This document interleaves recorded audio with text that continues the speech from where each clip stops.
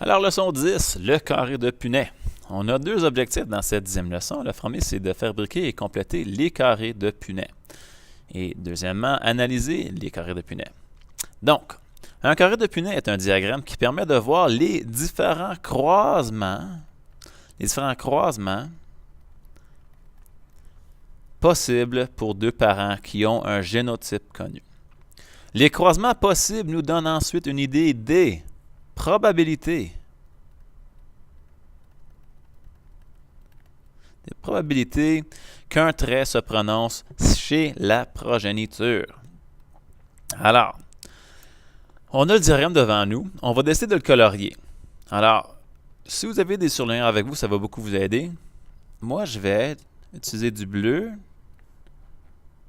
du rouge et du vert. On indique le génotype paternel, donc du père. On indique cela soit dans cette cellule, ou pas soit, dans ces deux cellules-ci. Alors, surlignez sur votre copie les deux cellules correspondantes. Le génotype maternel, donc celui de la mère, on l'indiquera dans ces deux cellules. Et par la suite, tout ce qui est génotype possible de la progéniture, on va l'indiquer dans ces quatre cellules-là. Alors voilà un peu un intro. On va apprendre maintenant en exerçant ensemble un carré. Alors, pratique guidée. Complétons un carré de Punnett pour une mère qui a une surdité congéniale et un père. Le génotype de la mère est D et celui du père, D majuscule D. On n'oublie pas le père, on le met en haut ici. Donc, ce qu'on doit faire, c'est d'écrire première lettre, deuxième lettre. La mère, je vais utiliser du rouge. La mère, elle, on le met ici, D et D. Par la suite, on fait notre croisement. Donc, c'est une genre de multiplication. On prend la première lettre ici, puis on la descend. La lettre au complet. Puis on descend ça. Puis ensuite, on prend cette lettre-là, puis on l'insère. Alors, voici le croisement pour un genre d'enfant. On fait la même chose pour toutes les autres cellules. Alors, multiplication de ce qui est donné. Et ce qu'on obtient, c'est un carré complété comme celui-ci. Ça, c'est juste la première partie par contre. On a rempli le carré. Maintenant, il faut analyser le carré. Alors, pour analyser, j'ai posé certaines des questions qui vont nous aider à comprendre ce qu'on a obtenu. Alors, question A. Combien de différents résultats peuvent-ils obtenir? Alors, les deux parents ont combien de différents genres de mélange? On a 1, 2, 3, 4. Alors, il y a 4 différents résultats. Alors, j'ai dit 4. Est-ce qu'il y en a-t-il qui sont semblables? Oui. Ceux-là sont semblables et ceux-là sont semblables. Mais fondamentalement, ils sont différents parce qu'ils sont venus de différents gènes. Question B. Quelle est la probabilité que leur enfant souffre aussi de la surdité congéniale? Alors, tantôt, on avait parlé de la surdité, puis on avait dit le génotype de la mère est des minuscules. Et ça, c'est ce qu'il faut pour être sourd. Quel autre enfant ou combien de fois qu'on a le même génotype chez les enfants? Non, pas dans celui-là, pas là. Ah oui, là. Pas là et là. Alors, dans deux cas. Quand on calcule pour la probabilité, c'est toujours la même formule qu'on veut utiliser. Alors, c'est une fraction. Et le numéro en bas, le dénominateur, c'est le nombre de différentes possibilités qui existent. Alors, faisons un autre exemple à côté. Si j'ai un D peut avoir soit le numéro 1, 2, 3, 4, 5 ou 6. Alors, quand on roule un dé, combien de différents résultats sont possibles? 6 résultats. En haut, au numérateur, on va indiquer le nombre de fois qu'on a la réponse voulue.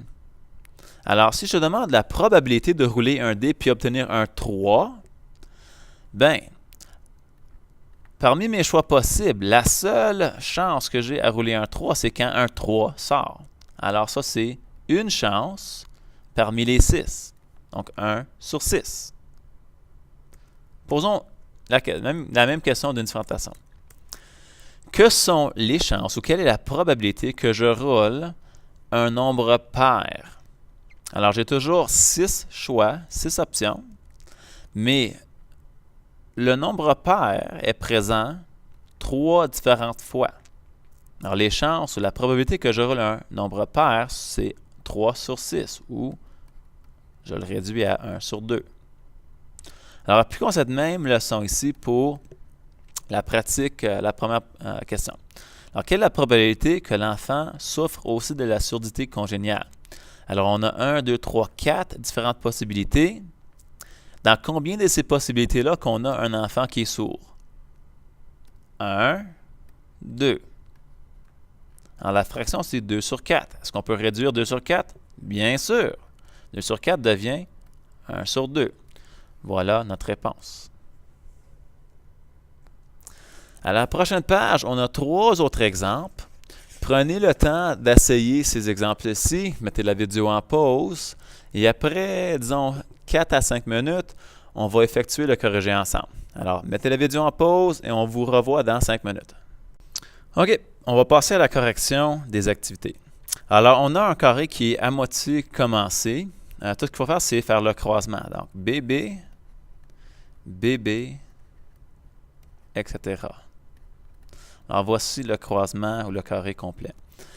Question A. Quelle couleur de cheveux avaient les parents? Bien, les parents, ici, avaient un croisement hétérozygote. Et dans ce cas-là, le récessif ne se présente pas. Alors, la couleur, c'est le brun. Partie B. Quelle est la probabilité que l'enfant a des cheveux blonds? Alors encore, les probabilités, on doit compter le nombre de choix possibles ou de résultats possibles. Et dans ce cas-ci, on a 4. 1, 2, 3, 4. Alors, le dénominateur, c'est 4. Le numérateur, celui d'en haut, combien de fois qu'on a le blond? Non, ça c'est brun.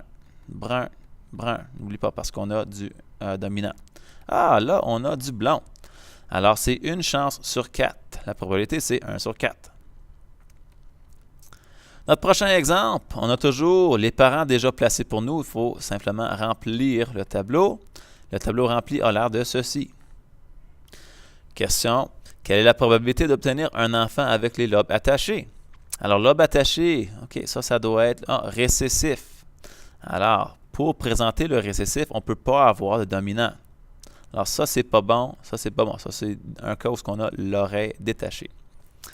Probabilité, on a 1, 2, 3, 4 différentes possibilités. Et de ces 4-là, seulement 2 répondent à la question.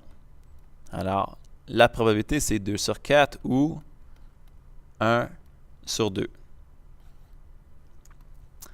Troisième exemple. Là, c'est un peu différent parce qu'on a 2 lettres. Et pour les 2 lettres, j'aurais dû peut-être l'expliquer, mais on va le faire ensemble quand même. On doit traiter chaque lettre à la fois. Alors, pour remplir le carré, je commence avec les F. Donc, j'ai F et F. Après ça, je peux trouver pour les Q. Alors, j'ai gros Q, petit Q. Notre prochain, je fais la même chose. F et F. Et Q et Q. On va distinguer ça un peu plus. Ensuite, je continue. FF, QQ, FF, QQ. OK, donc j'ai mes génotypes pour les croisements. Question D, l'analyse. Quelle est la probabilité d'obtenir une progéniture avec les cheveux frisés? Alors, on a toujours 4 différentes possibilités. Et les cheveux frisés. Donc, les cheveux frisés, c'est un caractère dominant. Alors, chaque fois que je vois un F majuscule, l'enfant aura les cheveux frisés. Alors, oui, frisé, frisé, frisé, frisé. 4 sur 4, j'ai 100% chance d'avoir un enfant avec les cheveux frisés. Essayons maintenant la question E. Quelle est la probabilité d'avoir un enfant qui a des cheveux frisés et des taches de rousseur? Alors, toujours, on a 4 différentes possibilités. Alors, cheveux frisés, on sait que chacun a des cheveux frisés, donc ce n'est pas vraiment la question. On doit trouver celui qui a les cheveux frisés et les taches de rousseur. Donc, tâche de rousseur, c'est seulement quand on a un Q majuscule. Alors, F majuscule, Q majuscule, oui, ça répond à la question. Celui-là aussi. Non, pas de Q majuscule, pas de Q majuscule. Alors, la probabilité, c'est 2 sur 4 ou 1 sur 2. Voilà la fin de la leçon 10.